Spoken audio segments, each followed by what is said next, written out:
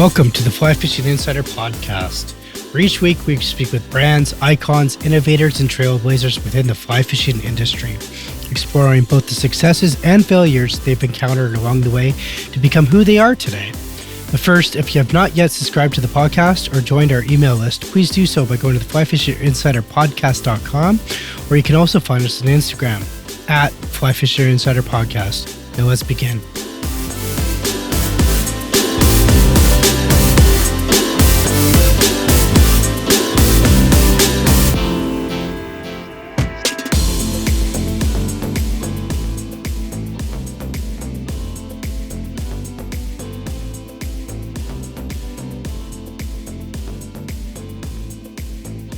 Welcome to the Fly Fishing Insider Podcast. Today our guest is Adam Hutchison from Winston Fly Rods. Winston Fly Rods is a longtime fly rod manufacturer. They've been in the game for quite some time, producing premium, high-end fly rods. Here today to tell us more about Winston is Adam. Adam, welcome to the show. Hey, Greg. Thanks for having me on. It's an absolute pleasure, and it's great to have a conversation and reach out to a lot of people right now. So it's amazing. Yeah, absolutely. I know you guys are affected by the COVID as is everyone else, but the show goes on, and so does your story. So this is just another chapter in that. So let's jump to your story and let's talk about really briefly how you got involved with Winston and what your role is before getting back into the history of Winston. Yeah, absolutely. So it's funny, actually. This month marks my 10-year anniversary with the company. I started with Winston back in the production side of things back in 2010, May 2010, fresh out of college. My wife had one more year to go at Montana Western and Dillon. Production job opened up at Winston. Fly fishing was one of my passions, and I thought, hey, I'd go work at Winston for a little while until we figure it out. And it's, the chips have fallen where they've fallen, and we've, grown our family here in Southwest Montana, and I've grown up with the company, and now I'm the sales and marketing manager at Winston Rods and Bauer Fly Reels, of course. So it's been quite the journey for me, and both professionally and as an angler as well. I mean, working with a company and for a company like Winston, your skills just grow and grow from casting and angling, and the type of anglers that I've surrounded myself with has just been top end. So it's been an amazing ride so far, and just big things in the future for sure. So yeah, absolutely. Sounds like you did figure it out. You have a dream job for most. So it's really cool. Yeah. Totally. I mean, it's a lot of things had to happen, and certainly got lucky, but a lot of hard work at the same time. So it's been great. It's funny how you mentioned the family and whatnot, and it seems like Winston is a bit of a family, and I want to get back to that. So what is the family history or the company history essentially of Winston? Like, how did it get started? What brought it to light? What was the focus and the mission all along? So if you could shed a little bit of that, with us, that'd be great.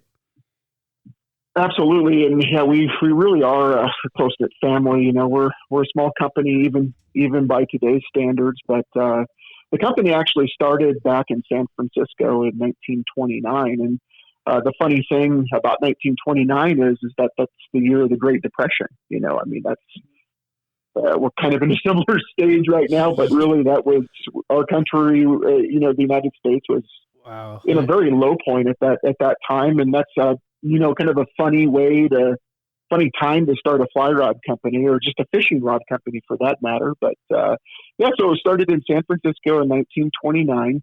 And one of the big reasons why Winston was able to carry on and make it, during those tough times, was that one of our founders, Lou Stoner, was a machinist. So he was able to develop and make his own machines and his own devices for building bamboo fly rods. So that was a huge part. And I mean, he was a craftsman, and really, really keen to efficiently building rods and saving as much money at the same time. I believe before it was officially named RL Winston Rod Company, it was known as the Western Rod Manufacturing Company. I believe that could be off a little bit, but it was very similar to that. But the company was started by Lou Stoner, who I just mentioned, and Robert Winther.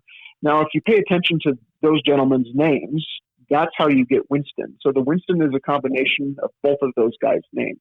So you take the R from Robert and the L from Lou, and that gives you RL. And then you take the Win from Winther and the Stun from Stoner, and that gives you RL Winston. So there's kind of a misconception out there that RL Winston is the name of one man. But no, it's not a Mr. Winston. It's a Mr. Winther Stoner, as it is. So it's a kind of a contraction of the two gentlemen's names, and that's where we are today. So, so it was a very small company run by both of those guys.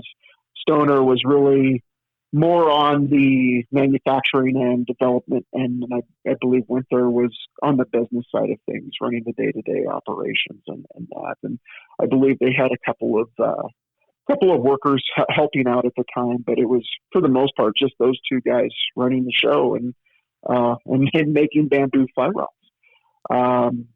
For us, what really propelled Winston into kind of the worldwide view of fishing rods was Stoner's split cane technology, or hollow split cane manufacturer, which he was the first to patent that. And what he essentially did was hollow out the butt section of a bamboo fly rod, which hadn't been patented before. So Lou Stoner was the first to do that. So it was a very strong design, but bamboo rods are generally heavier. So that lightened them up. It made them more lively, a lot more feel in an angler's hands. And before long, really national champion casters started casting Winstons and breaking world records with those. And that's really what propelled Winston forward on the national and worldwide stages. So it's just quite a humble start. And here we are 91 years later building high technology graphite rods using advanced resin composites and that sort of thing. So it's a really interesting journey. But yeah, it started with Robert Winther and Lou Stoner back in San Fran. So. Crazy.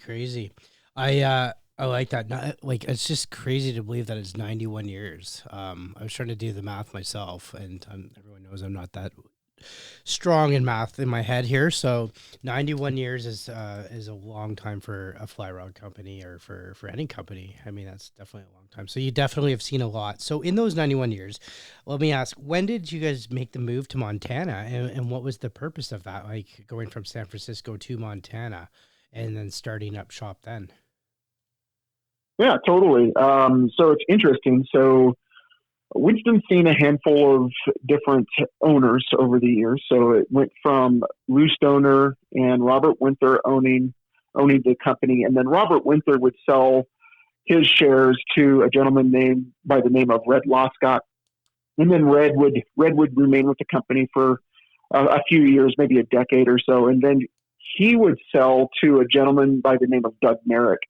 And Doug Merrick was a key figure in kind of moving Winston from a bamboo-focused fishing rod into a new material called fiberglass, which, back in those times, in the 50s and 60s, fiberglass was a higher modulus material. It was a faster action. Mm-hmm. Now we think of fiberglass as being very slow, but compared to bamboo, it comes down to tapers, obviously, but compared in wide parts to bamboo, fiberglass is just a faster, higher modulus type of material that gave anglers a little bit more versatility across different applications. So Merrick was key in kind of looking into that new material and developing it and building it into fly rods. And right about that time, we started focusing our attention into more fly fishing specific stuff. Before that, we built everything. We built, our famous light fly rods, Liedelfellers is what they were called. But we also built spin casters, ocean rods, competition casting rods, which we have some in our museum back in Twin Bridges. We made all kinds of different rods. Once fiberglass kind of hit the scene, we became a little bit more focused. We really kind of appealed more to fly anglers, and so that kind of happened in the late 50s, early 60s. So Red Loscott would sell to Merrick, and Merrick and Lou Stoner would own the company together until Lou Stoner unexpectedly passed away in the late 50s, and then Doug became the sole owner. So Doug owned the company from the late 50s up until about 1973, and that's really kind of the turning point for our company as far as changing locations. That's when a gentleman by the name of Tom Morgan, a young angler out of Ennis, Montana, had an interest in owning a fly rod manufacturer at some point. Winston came for sale, and Tom immediately traveled to San Francisco and began to learn the bamboo trade, how to sell, how to make. Really focused on production, I should say, but really learning the ins and outs of the business. So he moved to San Fran in '73, and by '76 he took on a partner by the name of Glenn Brackett, and both of the gentlemen looked at the business, and they decided at that time to move the company to Twin Bridges, Montana. The sole point of that is because there's amazing fishing. It's really the headwaters up here in Twin Bridges, Montana. We have, at Twin Bridges, we have 4 blue ribbon trout streams 5 minutes away from our front door. The angling opportunities are there. It's really a mecca for spring and summer anglers to travel and fish our famous waters. But a lot of world-class fisheries there enabled us to do a lot of extensive R&D research, build rods at all hours of the day and night, and then Tom and Glenn and everybody else in production could leave and go fishing and test the rods. So that was really a huge point in moving the business to Montana, is to have that freedom to be able to design rods in a small, tight-knit community and fish those rods in world-class waters. Absolutely. So. And that's kind of what I was thinking as well when I asked that question. I'm like, I bet you they moved, because just for the style of rods and given the era and time, you know what I mean? There's more trout streams and whatnot in Montana than San Francisco, I'm assuming, but I could probably bet some money on that. That's right. And and Tom, he was a Montana guy. He born and raised in Montana. He over the hill from Twin Bridges in Ennis. And I find it interesting he didn't move the company to Ennis, but I think at the time he was thinking more of that there's more waters in the Twin Bridges area. And, Twin Bridges is just a quaint, lovely little spot. It's just a quiet, sleepy little town, and pretty tough to beat building fly rods in Twin. It's definitely a unique place. So. But yeah, it's an interesting move from San Francisco to Twin Bridges, nonetheless. Crazy. So, for those that don't know, who's the current owner now? Then, the current owner is David Ndachi. He's owned the company since '91, and he's an amazing angler, amazing caster. He's really been a proponent of moving the business forward. Because of David, because of David's foresight. He's the reason we have our complete rod building manufacturing facility in Twin Bridges. Before that, we had other manufacturers in the States rolling our blanks for us. And really, he had that foresight and that vision that if we wanted to take control of our own destiny and our own manufacturing processes, we needed to have our complete rod building facility. And that he purchased the company from Tom in '91, and I believe the rod manufacturing facility was finished by the end of '94 or early 1995. So, but he's really propelled the company into looking at unique materials and production. Adam, I'm going to jump in here, and because I want to weigh in on it, because I don't think he's definitely done a fantastic job at really propelling the company. But let's go back. Is Winston always been a premium manufacturer, a premium rod manufacturer? Is it always held that high standard, even when you guys were making those ocean rods and the spinning rods and stuff like that? Was that always the focus in the bamboo? I know, um, when Stoner was doing the split cane, obviously in that technology, I mean, that would definitely be a premium at the time, right? But then Tom Morgan got involved, many years later. I mean, was it premium then as well? Like, walk me through. Has that always been your focus? Always been the focus. Building the best possible rod we could ever make has always been the focus, and that's why we are today. Is because of those people that have Mhm. propelled the company forward. It's not like a stoner ever rested on his laurels, or Doug Merrick or Tom Morgan or Yeah. anybody who's had involvement in the company has always, we have 91 years of tradition and history, but we like to say that we pride ourselves on innovation, and that's why we've made it 91 years. And innovation doesn't come cheaply. It doesn't come easily. It takes everything from, the best materials, the best craftsmen and women, and the best processes, really. I mean, and that's where Tom really prided himself, is in process. And I would say everybody does, that has worked for the company, is what's the right way to build a rod, and we draw that line, and it's a clear distinction. There's no gray area. It's either right or it's wrong, and we build towards those design things, whether it's 2020 or 1983 or 1961, whatever year it Hmm. was. Yeah. That's always been the goal of Winston. And, things change, obviously. I'm not going to say that, we're exactly the same company that we were, 60 years ago, because we're obviously not. But, Winston's were not a cheap rod back then. Uh, it's certainly the same mindset today. Hmm. So it really has always, that's really been the foundation for Winston's building the best fly rod or fishing rod that we could possibly build, regardless of material cost or anything like that. I couldn't agree more with you on that, for sure. I mean, as a consumer of Winston products, I definitely see that is what you guys are doing, and if it's clearly stated. So, let's talk about today. Your current owner. In the past, I'm going to say decade or so, Winston has extremely exploded. Like, if that's even a word, it has exploded. It's come onto the scene. It's dominated. It's in more and more hands of anglers that I see, and the feedback is phenomenal, and a lot of it's due to your tapers and your technologies, and um your groundbreaking technologies and whatnot that you guys have created over there. So what is some of the technologies that you guys are have are currently have developed, and that you're proud of, and that that we can touch base and talk about, so that we can educate people out there on these rods and why they're so freaking amazing.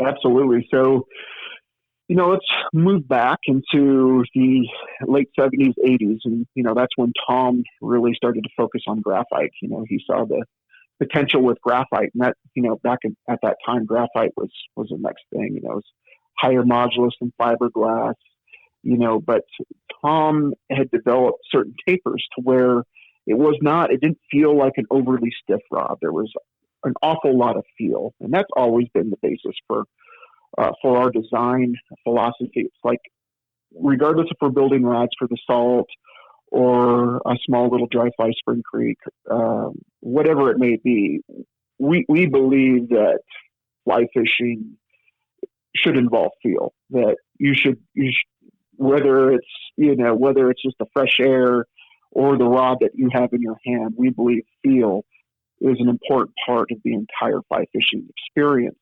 And that feel translates through each of our rod's actions. Now, every rod is purposely built. An air saltwater rod is going to feel a lot different than an air freshwater rod. But Mhm. one thing is absolutely for certain, that there's going to be feel built in. And forever, and for the longest time since we've been building graphite rods, we've subscribed and put all of our eggs into that progressive action. But this type of action really allows allows that rod to load correctly, give good information to the angler during the casting stroke, and provide the most feel. And we're able to manipulate that action into different fishing applications. So, Tom really kind of started that in the 80s with going into graphite, and then that transgressed from standard graphite into IM6 graphite, and then we went from IM6 graphite into LT light graphite, what we call light graphite, which is a little higher modulus. In the mid 90s, and we still used IM6 as well at that time alongside. So we had two different unique actions, a lower modulus option and then a higher modulus option with the new LT graphite. Mm-hmm. And in 1997, that's when we started playing around with boron material. Boron's a really unique material. It's actually a tungsten composition. It's got these very thin, very lightweight tungsten wires running lengthwise with the sheet. Once cured, that tungsten really cures in the form of an extremely durable, high compression rate type of metal. In all reality, if you were to take any of our boron rods and let's just say you put it down and you use a miter saw to saw it in half, there you would see sparks coming out of that saw because it's literally, once you bake it in an oven, it turns into a lightweight type of metal. And boron since 97 has been the basis for just about all of our new premium designs and breakthroughs. So boron still has continued into our new air rod family as well. The difference with the air rod is a completely new graphite material. We call it super silica. It displaces, essentially what it does, it has these microscopic silica particles embedded in the resin, and it displaces that extra resin weight. When resin cures, it just cures. Super silica allows it to cure with much more structure, much more strength, and then with much more consistency, really. Gives the rod a lighter feel, a ton of feel all the way throughout the action, but extremely fast recovery rates. So combining that new resin technology with our boron technology really leads into a really unique taper and family of fly rods, from freshwater air, saltwater air, and now just recently our new air TH family of spay rods. So that's where we really are in this day and age as far as technology and design philosophy. So then, Adam, are you guys the only ones? You are the only ones using the boron technology. Is that proprietary to your company or to Winston?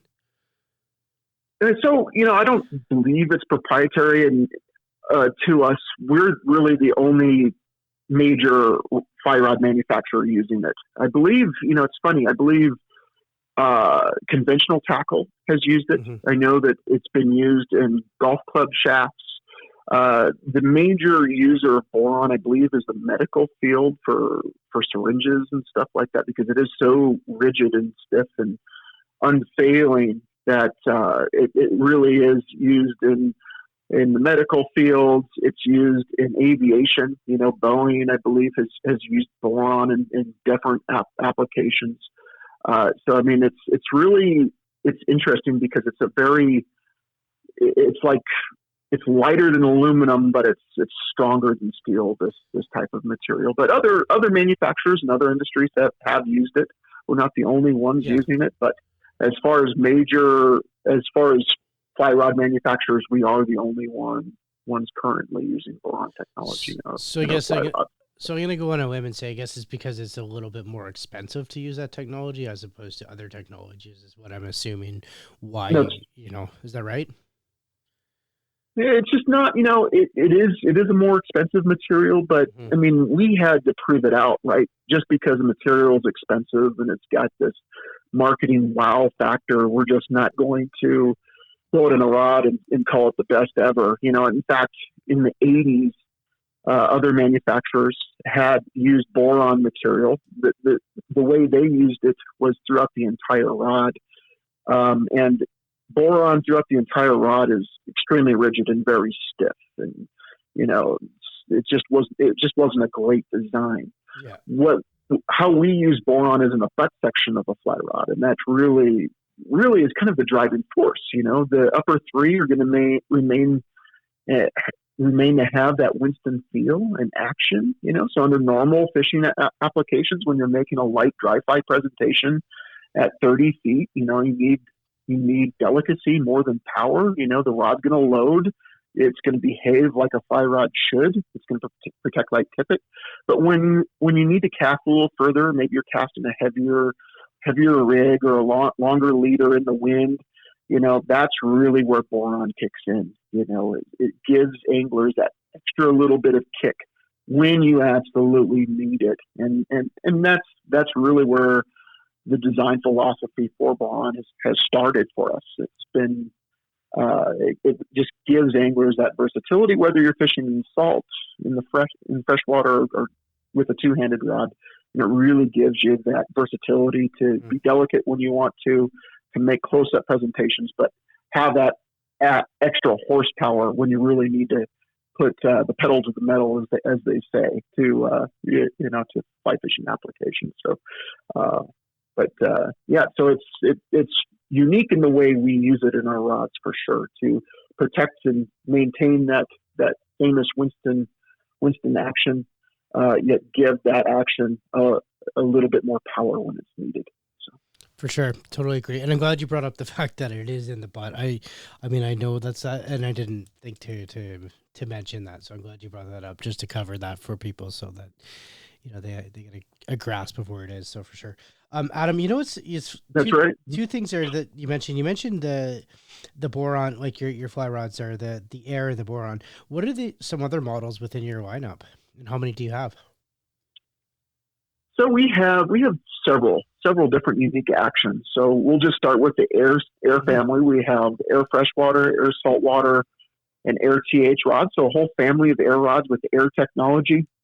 And then we just came out with our new Alpha Plus series that has boron technology. It does not have the air super silica that the air family of rods has, but it does have our premium grade graphite in our high modulus graphite used with boron in the butt section there. And those Alpha Plus rods are exactly how they sound. They're designed for big scary fish. You know, when you're casting huge full sink lines or intermediates.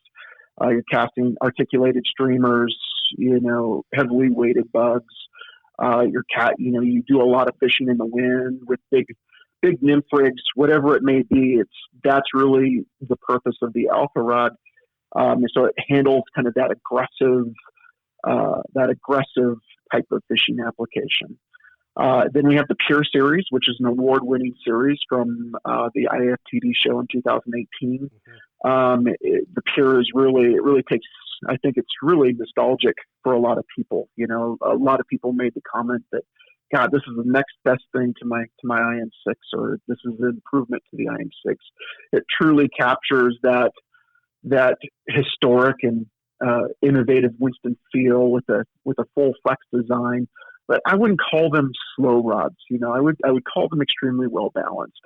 And I think that's why trout anglers have just rejoiced at these rods. They really, really are a fantastic trout rod. And we make Pures in a lot of unique lengths and sizes for very specific trout fishing applications.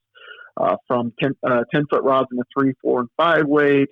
We make a short little rod, a 5-foot 9-inch 4-weight for those times when you're in a tiny little creek, but you need to throw hoppers or small streamers, and you're generally fishing bigger fish in smaller water. So we make some really unique tapers in the Pure, and the Pure really reflects what the name is. It really takes you back to what fly fishing truly is, that really beautiful, nostalgic application type of trout fishing.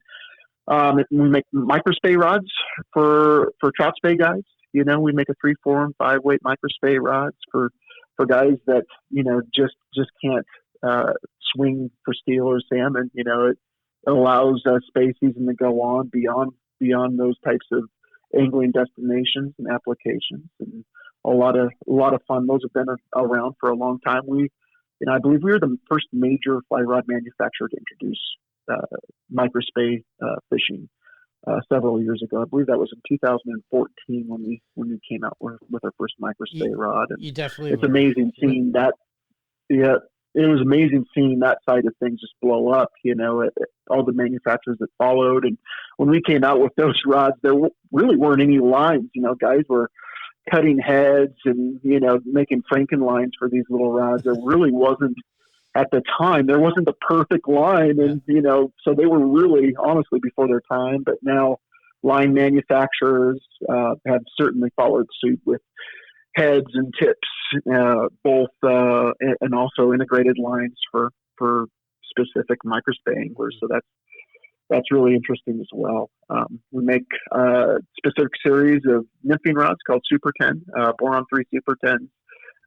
Whether you're a high stick angler, check nympher, you fish with indicators, whatever it may be, those rods are absolutely fantastic for that type of application. Very, very delicate tip, but of course boron in the butt section that allows you, the power to turn fish after you set the hook, but protect those light tippets that you need when you're presenting little Frenchies or little nymphs to Adam, bigger fish. I want to jump in on that one.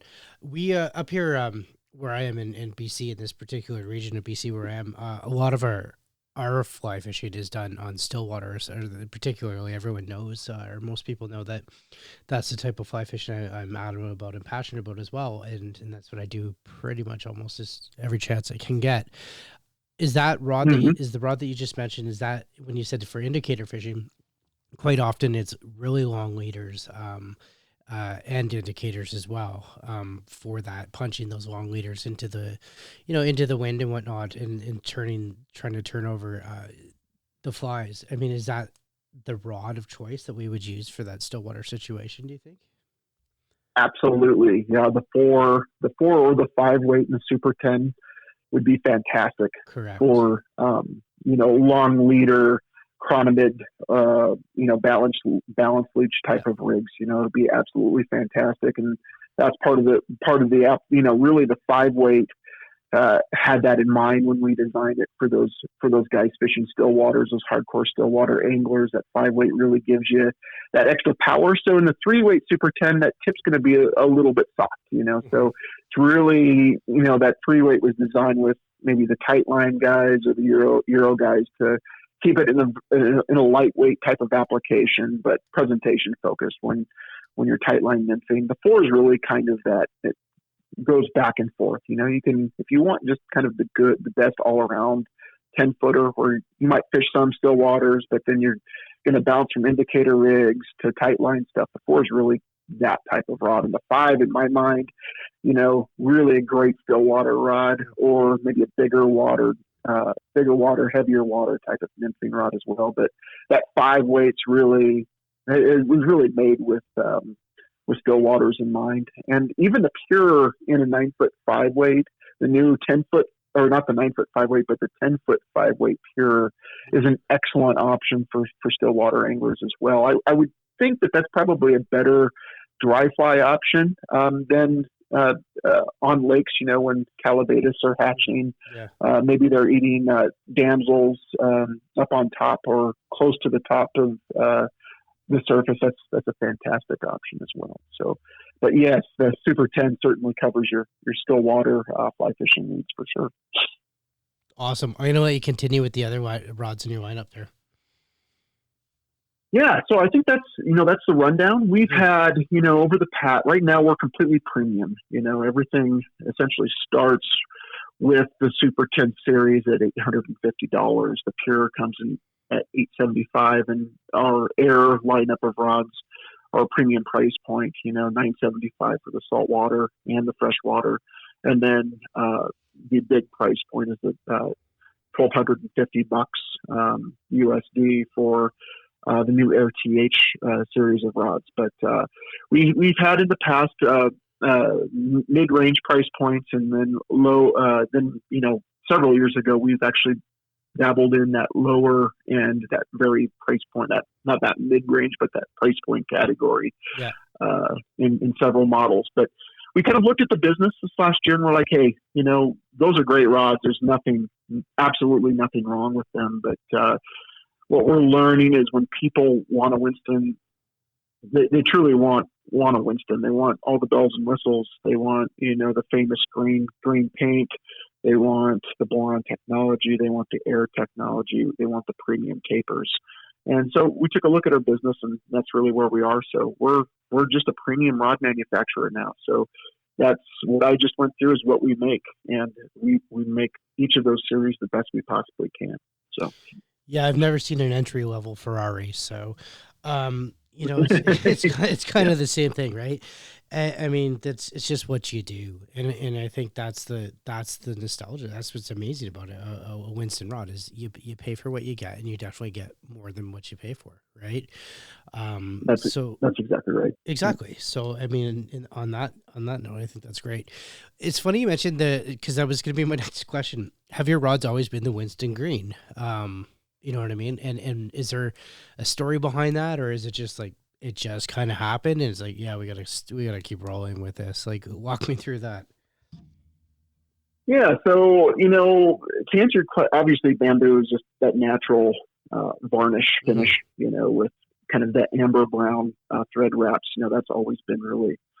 We haven't flamed our bamboo or anything like that. It's always been that really honey colored cane look. So not taking that into consideration, we have made like a maroon colored fiberglass blank before, in the older fiberglass options. But when Tom Morgan really started looking into graphite, Fisher Manufacturing, I believe, finished them naturally in green. That's how they sent Tom the blanks, and Tom just loved it for good reason. I mean, it's absolutely a beautiful finish.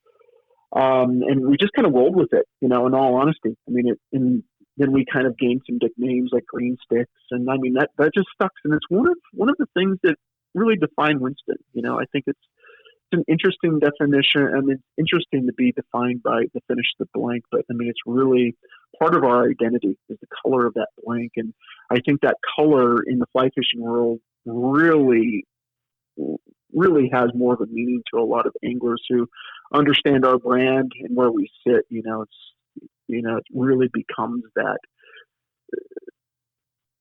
type of product that people are like, here's my first green stick, and that color really lends in nicely with the tradition of Winston rods. And when you get your first green stick, it really means a lot, and we understand that. Now, most of our when we came out with price point products, those weren't green. We wanted to make sure that we saved the green rod for the premium products, because again, that's a huge part of Winston's graphite rod building identity is the emerald green that we use. So we've differentiated different price points with different finishes. So like the older Nexus from a few years back was finished in black. We just came out with a Nimbus and a Kairos. Those were our last price point models, or mid price point models. The Kairos was just a clear finish. It was the natural gray finish of a graphite blank with just a clear coat over the top. And the Nimbus had this really beautiful blue color, kind of a sky blue color to it.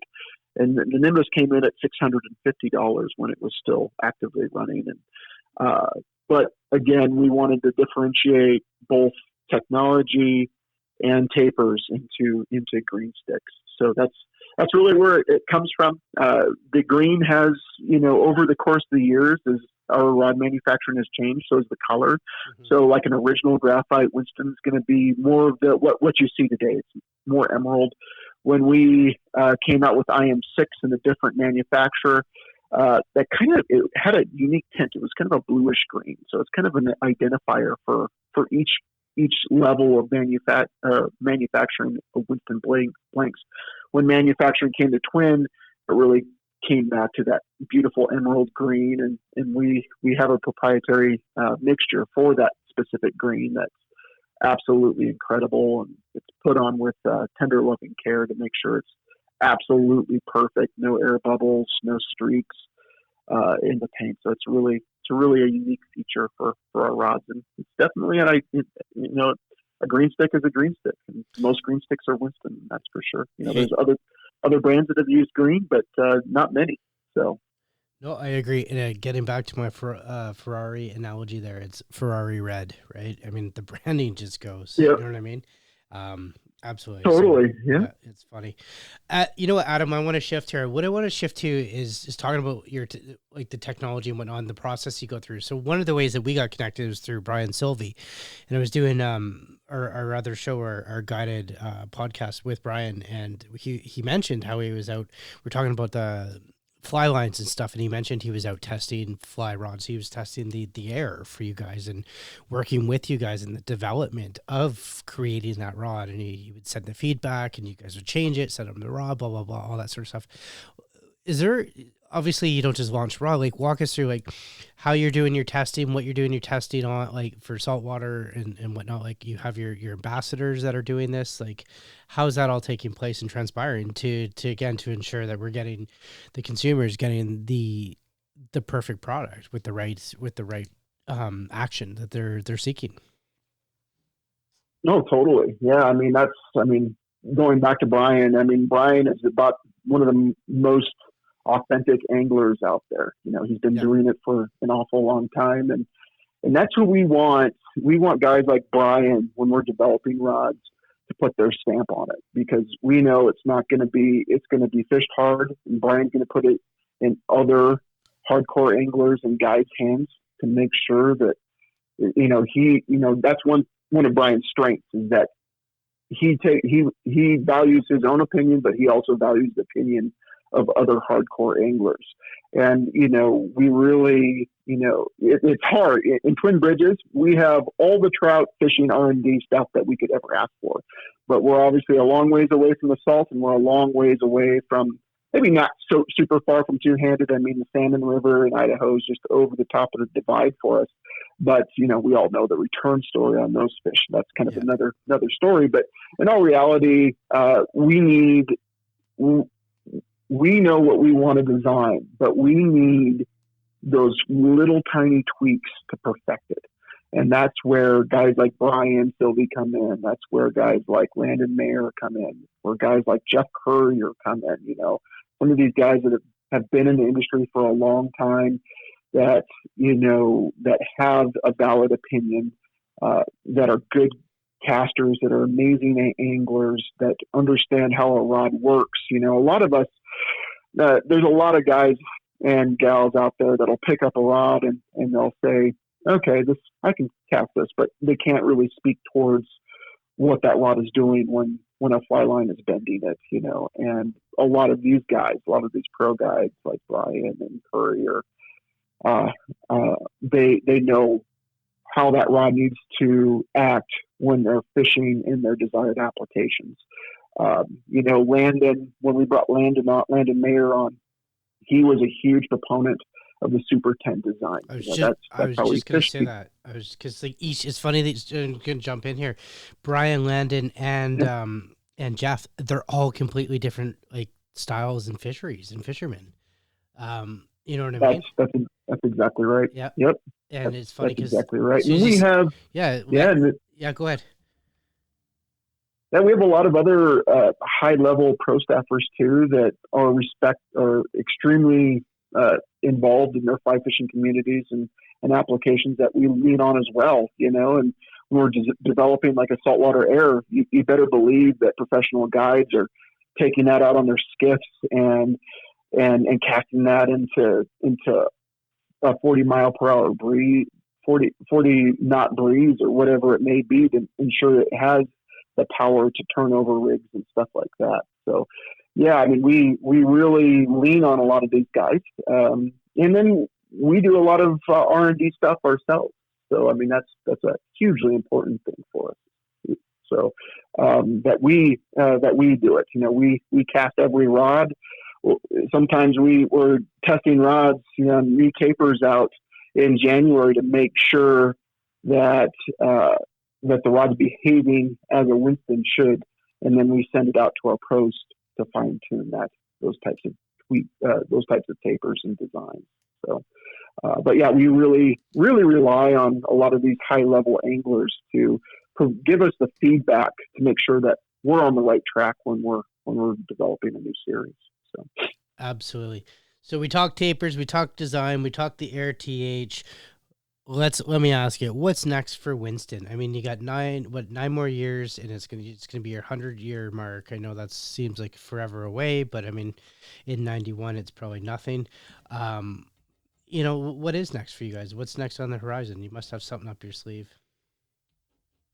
yeah, I mean, we have such a clean lineup right now. It is really dialed. I mean, it's a recognizable lineup, but we're really at the stage of testing out different things and trying out different tapers and materials, and that's where we are. I can't let everything out of the bag right now, but we're looking for that next best all around epic rod, really, and we're still in the early stages of defining what that looks like and how that goes. There's certainly some technologies that are on the horizon that we're hoping come through, that we're hoping work with our designs.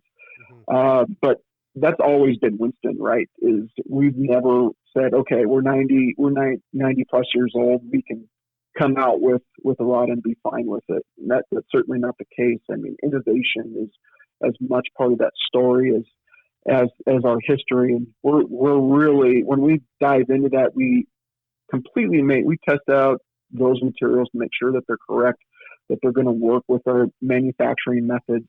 And then in the end, they're going to be a fantastic material that aids and improves the angler's angling experience. That's what it's all about. If it's not going to do those types of things, we're gonna move along to the next thing. So that's really where we are, is determining what types of technologies that we can use that are going to improve the angling experience. And the whole COVID-19 thing certainly has thrown in a couple of hiccups into R&D stuff. But we remain determined in focusing on that, and 2021 should be a very exciting year for new product introductions for Winston. But yeah, it's really kind of we're at the experimental stage of looking into new technology to see if we can build fantastic rods out of it. So that's really where we are.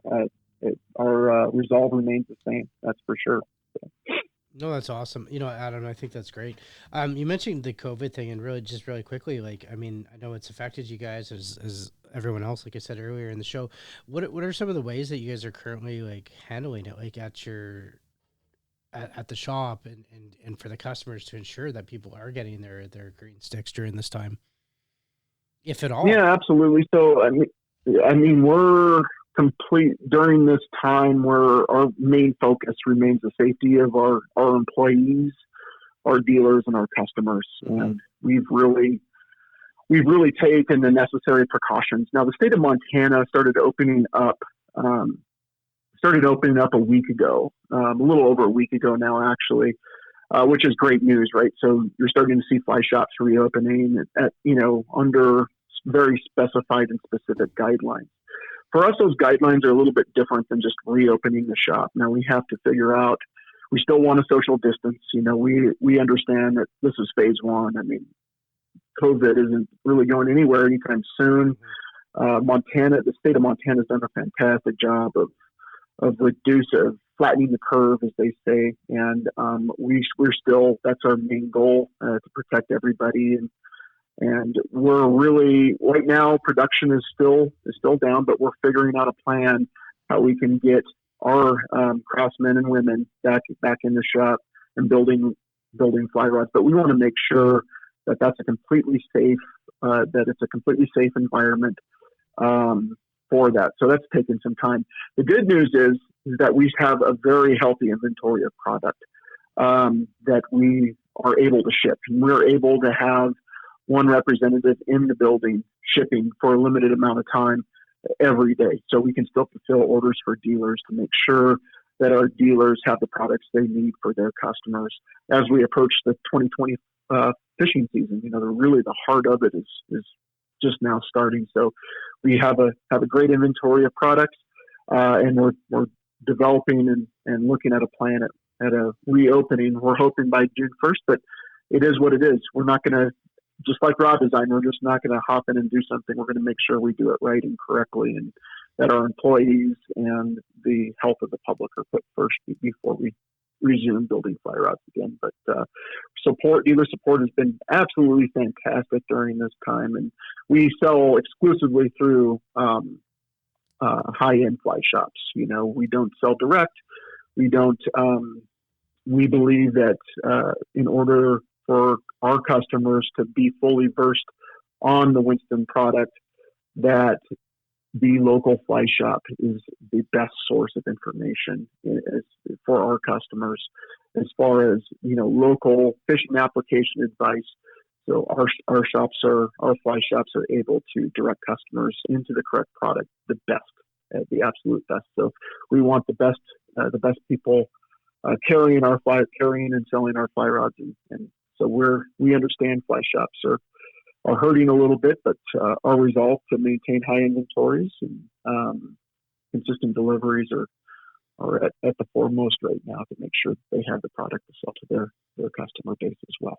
So awesome, Adam. It sounds like you guys are doing all the right steps over there, just with everything, and the support that you have for the shops and your dealers is absolutely amazing. So definitely think that's great on you guys. So I was going to ask you for some last words, but it sounds like you kind of summed it up yourself there. But I will ask you, do you have any last final words?